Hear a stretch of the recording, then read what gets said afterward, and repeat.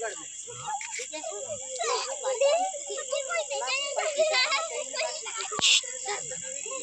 सबसे पहला अपने गामा में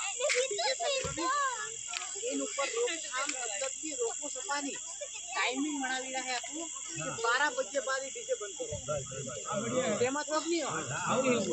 अब दूसरी बात, ये जो दारू वाली बात है, आणि दारू ने कस्तर कम करावा बड़ा चीज़ों पर बनती है, बड़ा लाग आप बड़ा बड़ा चीज़ें होने देगा, लेकिन जब दारू छोड़ेगा तो कम ही खाएगा वो, है नहीं।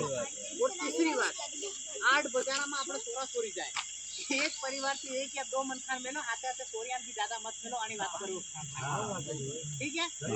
इंदौर वाले कड़ी मावी नहीं रहा यार, टेंशन 8 में किधर पुलिस है, मैंने बोला 2 जने की ड्यूटी लगाई पुलिस वालों की, मैंने बोला इनको देखो, हाँ हेलो आई पे कितना फिर वो मने को फिर वहां की बात करो, गार्ड खराब आप लोग सही रहो भाई।